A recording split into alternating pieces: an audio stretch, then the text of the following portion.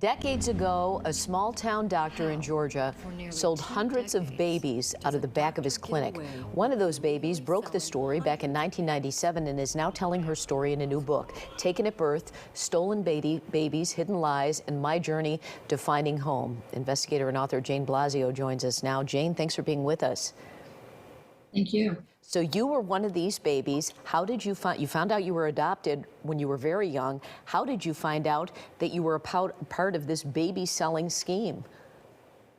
Well, it all started when I went to search for my birth family. And I knew that things weren't completely above board, but I didn't know to what extent. So when I started to find all the paperwork, I started checking with the state vital statistics and found out that they did not have a birth certificate for me. It was at the county level, which was odd. So that kind of threw up a red flag. And from there, it just kept kind of rolling. All the information just kept coming in, showing that it was not a legal adoption. So this happened at a clinic in Georgia. Tell us about this clinic. Well, it's a very small town. Actually, it's Twin Cities of Copper Hill, Tennessee, and McCaysville, Georgia.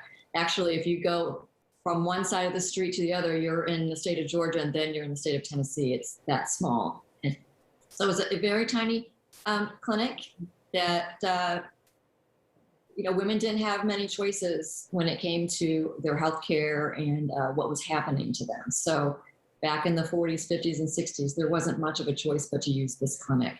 So this doctor, this Hicks Clinic, he reportedly between 1950 and 65, I mean, you've tracked down as many as 200 people who are these babies that the women wanted to put up for adoption or that were told their baby died and taken out the back door.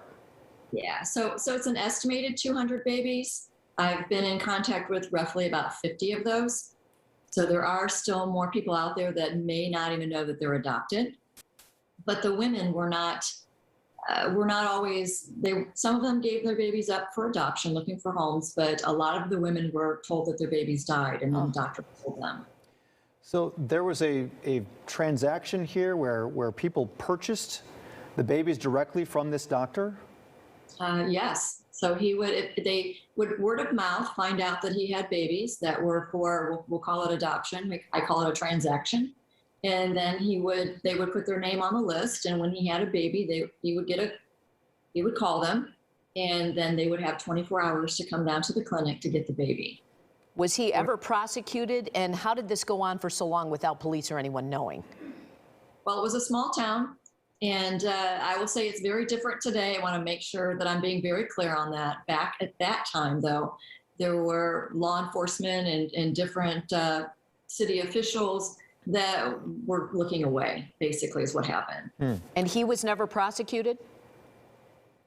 He wasn't prosecuted for selling babies. He lost his license in the state of Tennessee for illegally selling drugs, and then he got a plea bargain in the state of Georgia where they took away his license as long as he didn't practice any longer.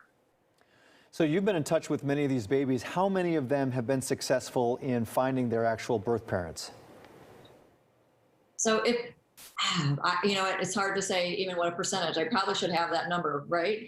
But let's see. Out of about 50, I would say we're running at probably about a 70%.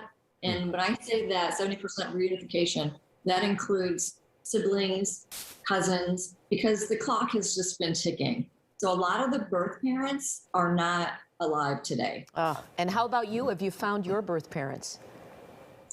Well, that is something that's in my book, and I go into great detail about what happened and finding my maternal and my paternal side of my family. Wow. Well, yeah, an amazing story. The book is Taken at Birth. Jane, thank you so much for joining us. Thank you. Let's get a